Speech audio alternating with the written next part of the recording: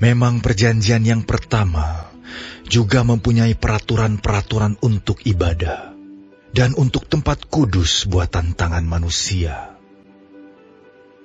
Sebab ada dipersiapkan suatu kemah, yaitu bagian yang paling depan, dan di situ terdapat kaki dian dan meja dengan roti sajian. Bagian ini disebut tempat yang kudus. Di belakang tirai yang kedua, terdapat suatu kemah lagi, yang disebut tempat yang maha kudus. Di situ terdapat mezbah pembakaran ukupan dari emas, dan tabut perjanjian, yang seluruhnya disalut dengan emas. Di dalam tabut perjanjian itu tersimpan buli-buli emas berisi mana, tongkat Harun yang pernah bertunas, dan loh-loh batu yang bertuliskan perjanjian, dan di atasnya kedua kerup kemuliaan yang menaungi tutup pendamaian. Tetapi hal ini tidak dapat kita bicarakan sekarang secara terperinci. Demikianlah caranya tempat yang kudus itu diatur. Maka imam-imam senantiasa masuk ke dalam kemah yang paling depan itu untuk melakukan ibadah mereka. Tetapi ke dalam kemah yang kedua, hanya imam besar saja yang masuk sekali setahun, dan harus dengan darah yang ia persembahkan karena dirinya sendiri, dan karena pelanggaran-pelanggaran yang dibuat oleh umatnya dengan tidak sadar. Dengan ini Roh Kudus menyatakan bahwa jalan ke tempat yang kudus itu belum terbuka, selama kemah yang pertama itu masih ada. Itu adalah kiasan masa sekarang.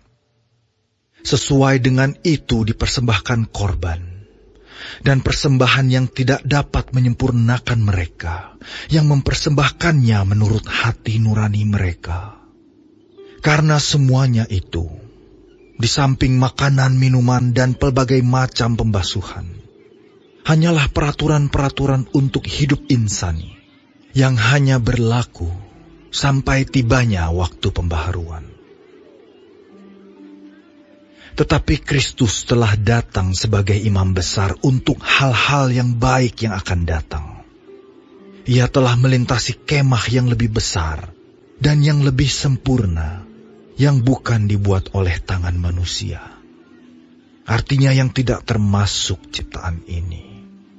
Dan ia telah masuk satu kali untuk selama-lamanya ke dalam tempat yang kudus, bukan dengan membawa darah domba jantan dan darah anak lembu, tetapi dengan membawa darahnya sendiri. Dan dengan itu, ia telah mendapat kelepasan yang kekal.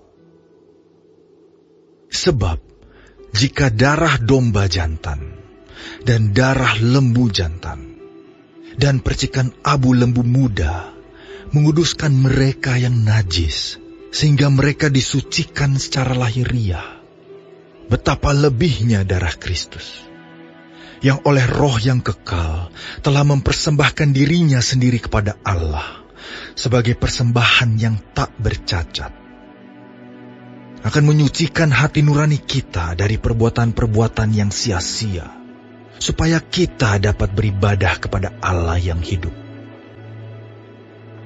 Karena itu, ia adalah pengantara dari suatu perjanjian yang baru, supaya mereka yang telah terpanggil dapat menerima bagian kekal yang dijanjikan. Sebab ia telah mati untuk menebus pelanggaran-pelanggaran yang telah dilakukan selama perjanjian yang pertama. Sebab di mana ada wasiat, di situ harus diberitahukan tentang kematian pembuat wasiat itu.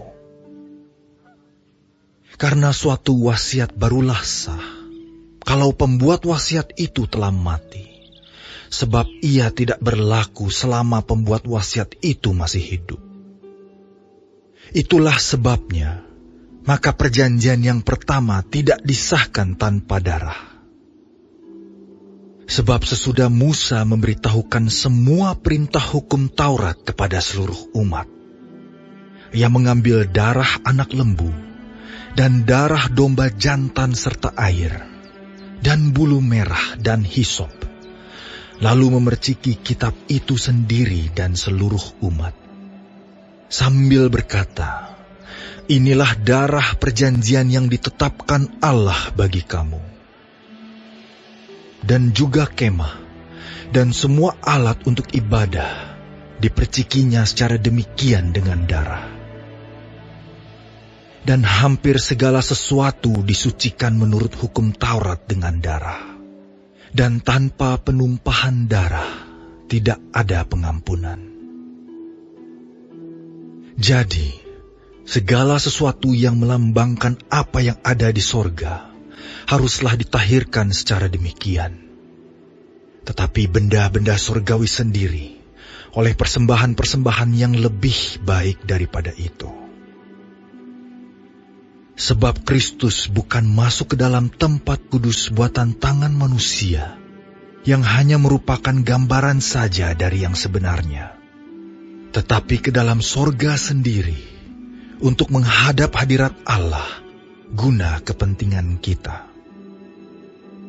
Dan ia bukan masuk untuk berulang-ulang mempersembahkan dirinya sendiri, sebagaimana imam besar setiap tahun masuk ke dalam tempat kudus dengan darah yang bukan darahnya sendiri. Sebab jika demikian, ia harus berulang-ulang menderita sejak dunia ini dijadikan. Tetapi sekarang ia hanya satu kali saja menyatakan dirinya, pada zaman akhir, untuk menghapuskan dosa oleh korbannya. Dan sama seperti manusia, ditetapkan untuk mati hanya satu kali saja, dan sesudah itu dihakimi. Demikian pula, Kristus hanya satu kali saja mengorbankan dirinya untuk menanggung dosa banyak orang.